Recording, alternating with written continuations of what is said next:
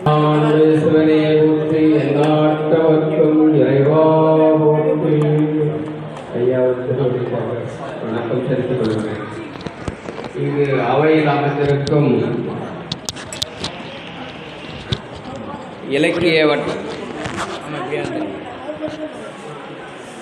இலக்கிய வட்ட அன்பர் தம்பிகளுக்கும் ஆன்மீக அன்பர்களுக்கு ஆன்றோர்கள், சான்றோர்கள், அறிவிற் சிறந்தோர்கள், எதிர்கால தூண்கள் போன்றிருக்கும் அனைவருக்கும் எனது முதற்கண் வணக்கத்தை தெரிவித்துக் கொள்கிறேன். கல்வியில் கரையில காஞ்சி சைவமணி சபாரஜிதம் புலவர் சரவண சதாசிவம் ஐயா அவர்களின் நினைவேந்தல் நிகழ்வில் அடியேனையும் ஒரு பொருட்டாக அழைத்து அழைத்தமைக்கு முதலில் நன்றி வணக்கத்தையும் தெரிவித்துக் கொள்கிறேன்.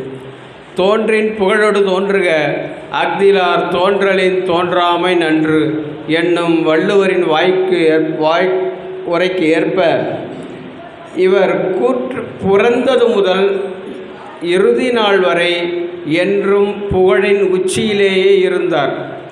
புகழுக்கு என்றும் குறைவில்லை.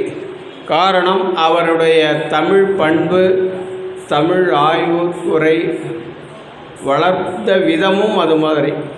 அடுத்தது, தொட்டனை தூறும் மணற்கேணி மாந்தர்க்கு கட்டணை தூறும் அறிவு என்னும் புலவரின் குரலுக்கு ஏற்ப இவர் கற்ற கல்வியை அனைத்து வித மக்களுக்கும் எடுத்துரைத்தார்.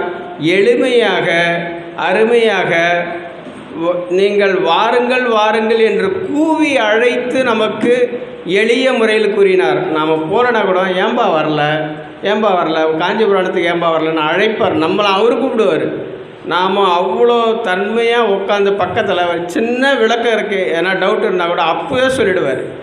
எளிமையான முறையில், ஏப்பா எனக்கு டாட்டா சுமோ அனுப்பு, இன்னோவா கார் அனுப்பு, நான் வீட்டாண்ட வரேன்னு சொல்ல மாட்டார். சின்ன நம்ம டிவிஎஸ் வீட்டில் இட்டுமே வீட்டில் விட்டா அப்படி எளிமையானவர். எந்த புகழ் இதுக்கு விரும்ப மாட்டார் அவர்.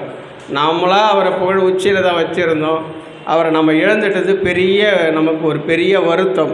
அடுத்தது, அவர் என்ன நினச்சாலே தெரில, வாழ்வாவது மாயம் மண்ணாவது திண்ணம் என்னும் சுந்தரரின் வாழ்க்கைக்கு என்ன உணர்ந்தாரோ அவருடைய புகழ் என்று நிலைக்கணும் அப்படின்னு சொல்லிட்டு அவர் பல நூல்களை இயற்றி நமக்கு தந்தார்.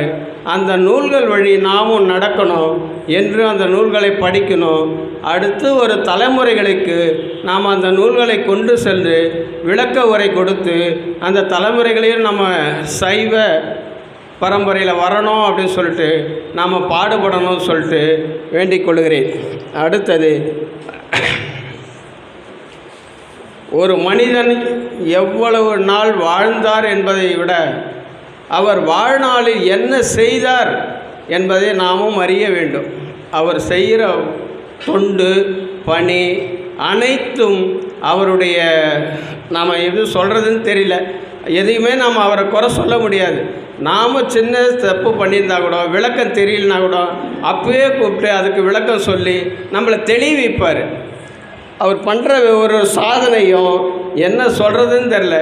காலம் பொன் போன்றது, கடமை பொன் போன்றது என்ற உணர்வோட தன்னால் முடியலன்னா கூட அவர் எந்த அளவுக்கு நமக்கு விளக்கம் சொன்னார்ன்றது நம்ம நேராக அறிஞ்சவங்களுக்கு தெரியும். காஞ்சிபுரனும் சொற்பொழிவு, பட்டிமன்றம், வழக்காடு மன்றம், அதிலெல்லாம் இது நம்ம இதில் இருப்பாங்க, நம்ம கௌரி அம்மா, அவங்க பக்கத்துலேருந்து கொஞ்சம் கொஞ்சமாக இளம் சூடில் தண்ணி பால் எல்லாம் கொடுப்பாங்க. அவருடைய உணர்வு அறிஞ்சு செய்தவங்க.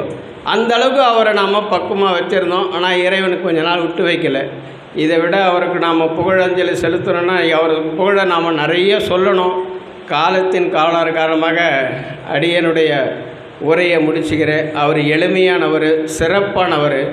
அவரை மாதிரி நாம் அவருடைய நூல்களை படித்து அடுத்த தலைமுறை உருவாக்கணும்னு கேட்டுக்கின்னு நன்றி கூறி விடைபெறுகிறேன். நன்றி, வணக்கம்.